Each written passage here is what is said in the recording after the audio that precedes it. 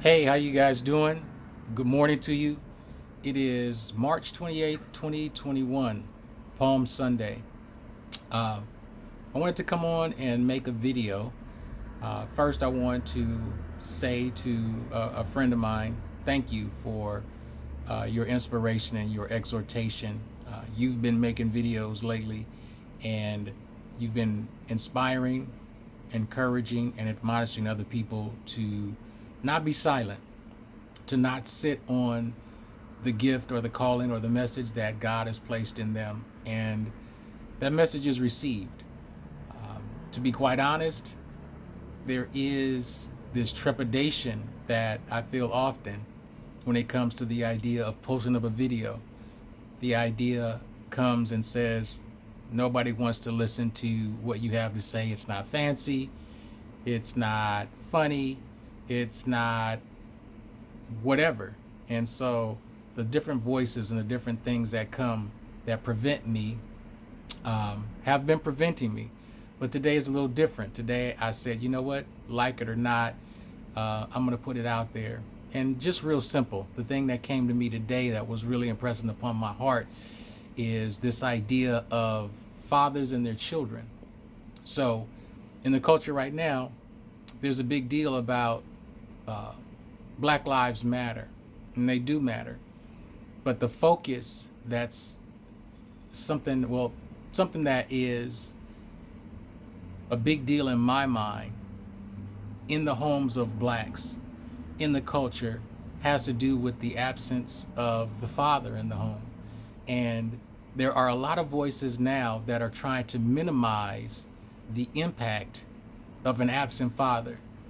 There are a lot of voices in the culture that are saying it does not matter if a father is in the home or not. And in the black community, our numbers are somewhere around 75%, if not more, of a father not being in the home. Now, some people can say that doesn't matter, and I'm not saying that a father being in the home is the absolute determining factor of the success of the child, but the studies are out there and they demonstrate that without a father in the home, the likelihood that a child grows up in poverty, that a child grows up and finds themselves in a host of other troubles and difficulties is there. It's there in the studies, it's there in the math, and it's also there in our knowledge. We know that a father not being there impacts the child. I was thinking about this earlier, and when a father's not there and the child does find the father, if they do find the father, one of the things that that child wants to know is like, where were you? Why weren't you there? And a sign to us that a father is important is the way that it makes a child feel. Why would a child be hurt for their father not being there if it was okay in the first place? Shouldn't be hurt by anything that makes no difference at all. It makes a huge difference. The thing that made me think about this today, not that today is the only day that I think about it, but I ran into a young man, and yeah, he was in a homeless situation, and he was about the same age as my son, and I felt my heart felt heavy for him. I just felt a severe heaviness, and I felt like he was on his own. I felt like he was alone, and I felt like he wasn't protected, and it hurt my heart.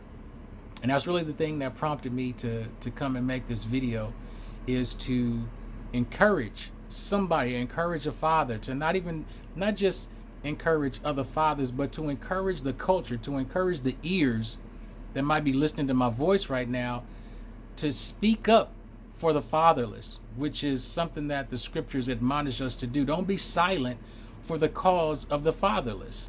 And that doesn't just mean, a father who is no longer with us on earth, but those who do not have a father in their home.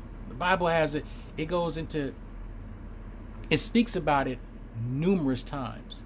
And maybe in another video, I'll go through and I will share the verses and the passages where God speaks very clearly to the issue of fatherlessness and that being a problem.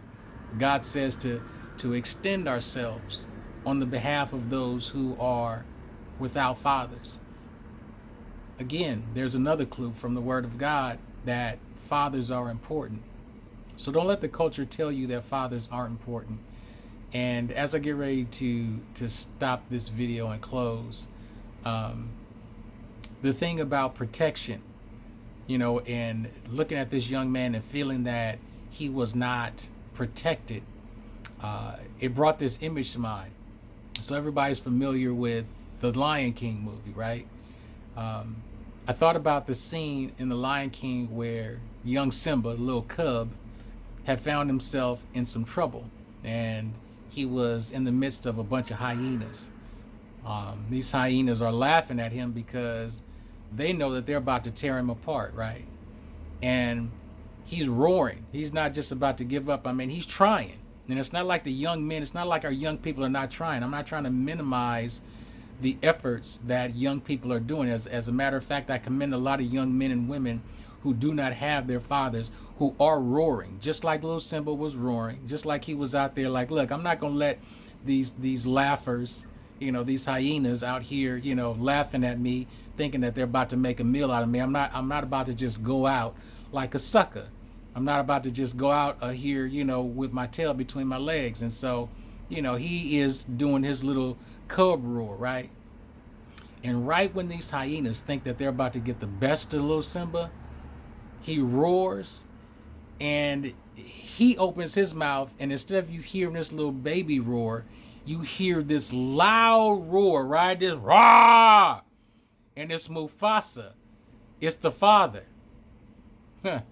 The father shows up. So let me tell you something. When the father shows up in the child's life, the hyenas, come on, man. What the hyenas gonna do? The hyenas got no choice but to run. The hyenas got no choice but to flee. That's all I'm saying. All I'm saying is that when a father is in a home, when a father shows up, when a father is present, the protection and the provision for the child ensures their success in a way that the absence of the father does not. That's all I'm saying. So be encouraged, young men. Be encouraged, fathers, to know that without you being there in the home, you handicap your children. And that's not what God intended. And so as we are in the last days, one of the things that the prophet prophesied is that he would turn. God said that he would turn the hearts of the fathers to the children and the hearts of the children to their fathers. So my prayer is that what God prophesied, what God said that he would do, that he would turn the hearts of the fathers to the children. It's my prayer, fathers. It is my prayer, children, that God would turn your heart towards your fathers. That means not being dismissive of them, not being disrespectful of them. And fathers, that means listening to your children. That means loving your children. That means providing for your children, doing what you can for your children. And if you can't do it on your own, get help. Yeah, that's all I wanted to say. So you guys be well. And